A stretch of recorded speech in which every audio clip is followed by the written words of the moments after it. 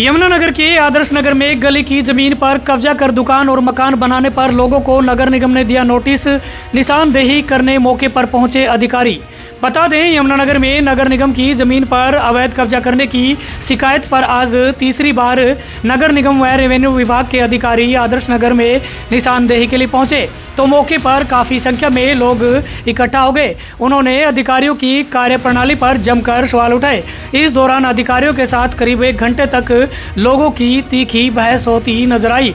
लोगों ने जानकारी देते हुए बताया कि हम करीब 40 साल से यहाँ पर घर व दुकान बनाकर रह रहे हैं और टैक्स भी दे रहे हैं। उन्होंने आरोप लगाते हुए कहा है कि खुंडेवाला गांव का एक व्यक्ति जिसका नाम दुष्यंत है और वह हमारी शिकायत करता है कि उनकी दुकानें अवैध तरीके से गली की ज़मीन पर बनी हुई है। जिसके बाद अधिकारी आज तीसरी बार यहां अपनी कार्रवाई करने पहुंचे हैं, लेकिन शिकायतकर्ता खुद कभी भी मौके पर नहीं पहुंचता है। लोगों का कहना है कि हमारी तरफ से मकान व दुकानों के नक्शे पास करवा कर निर्माण करवाए गए हैं और हमारे पास ज़मीन की रजिस्ट्री समेत सारे कागजात मौजूद हैं। उन्होंने कहा कि अब हम चुप नहीं बैठेंगे और मामले को लेकर अब कोर्ट का दरवाज़ा खटखटाएंगे। मामले को लेकर क्या कहते हैं आदर्श नगर के लोग और नगर निगम अधिकारी विजयपाल, आइए आपको सुनवाते हैं। सब जितने भी यहाँ मतलब दुकानदार हैं, जिनके यहाँ शोरूम्स हैं, उन सब के पास अपने प्रॉपर डॉक्यूमेंट्स हैं।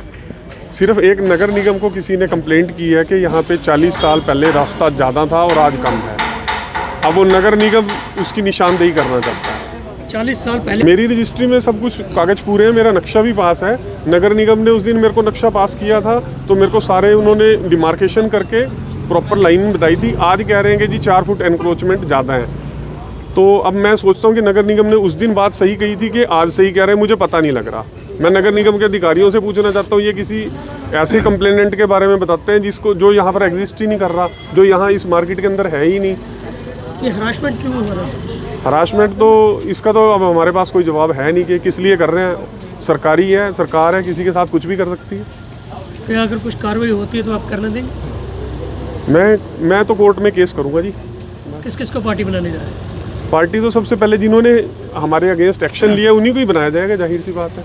और तहसील में तो मेरे सारे डॉक्यूमेंट पूरे हैं, मेरा तो कोई भी डॉक्यूमेंट इनकम्प्लीट नहीं है। मैं टैक्स भी भर रहा हूँ, मेरी प्रॉपर आईडी है, बिजली का मीटर लगा हुआ है, कनेक्शन है पानी का, और मैं इतने साल से टैक्स भी पे कर रहा हूँ। ये तो आज शायद किसी वजह से इनको किसी वजह से इनकी नींद खुल गई है प्रशासन की, और इनको आज एक अचानक याद आ गया कि मैंने कोई एक्शन लेना था 40 साल पहले, आज बात याद आ गई है शायद। अधिकारियों ने आपको बोला है कि आपको जगाने के लिए आए हैं, तो क्या मानते हैं कि कुछ दिन के बाद कोई बड़ी कार्रवाई हो सकती है जो जगाने का आपको इंटीमेशन दिया? नहीं, कार्रवाई तो हमारे तो डॉक्यूमेंट पूरे हैं। अगर ये गलत कार्रवाई करेंगे तो शायद अपनी रिटायरमेंट के पैसे ना इनको मिल पाए। मैं सिर्फ इतना ही कहूँगा। जो पहले डिमार्केशन है उससे हम संतुष्ट नहीं है, दोबारा डिजिटल डिमार्केशन की जाए। तो हमने लोगों का अपने जो रिप्लाई में पक्ष रखा था उस पक्ष को ध्यान में रखते हुए दोबारा रेवेन्यू डिपार्टमेंट को हमने रिक्वेस्ट किया अभी दोबारा इसकी डिजिटल पैमाइश की जाए। तो उसमें आज रेवेन्यू डिपार्टमेंट के ऑफिसर हैं, वो पैमाइश डिजिटल कर रहे हैं। हम नगर निगम की तरफ से मैं एटीपी और हमारा दूसरा स्टाफ प्रेजेंट है, और हमने सभी इंडिविजुअल को पहले रिटर्न में इन्फॉर्म किया कि आज 11 बजे पैमाइश शुरू होगी, तो आप भी कृपा करके यहाँ हाजिर रहें। तो उस कड़ी में आज हम यहाँ आए हुए हैं। सर, एक चीज़ जानना चाहूँगा कि कितनी दुकानें हैं, कितने शोरूम और कितने घर आते हैं इसमें? इसमें लगभग 60 के आसपास हैं जिनको हमने नोटिस दिया है, और उन लोगों के जो हमारे पास रिप्लाई आए उसके रिस्पॉन्स में ये हम डिमार्केशन करा रहे हैं। सर, पहले भी नहीं कर पाए, दूसरी बार नहीं, इस बार तीसरी बार आए हैं। क्या नहीं कर पाए?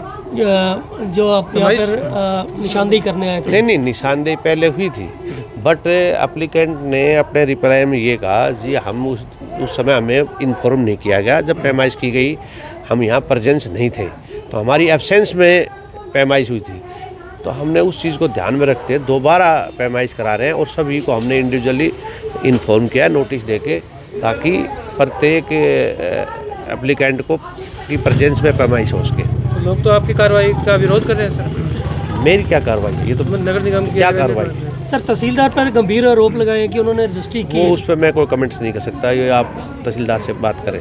आज सर जो शोरूम है उनको तोड़ने की प्रक्रिया है। दुकानों? नहीं, डिमार्केशन करा रहे हैं। उस डिमार्केशन के, अब डिमार्केशन का मतलब होता है मेजरमेंट, उसके बाद पता चलेगा ना ठीक क्या गलत क्या है, उससे पहले तो ये कहना उचित नहीं। सर कमेटी ने टैक्स भी लिए हैं, सब कुछ हुआ, तो उसके बावजूद ये सारा कुछ कार्रवाई?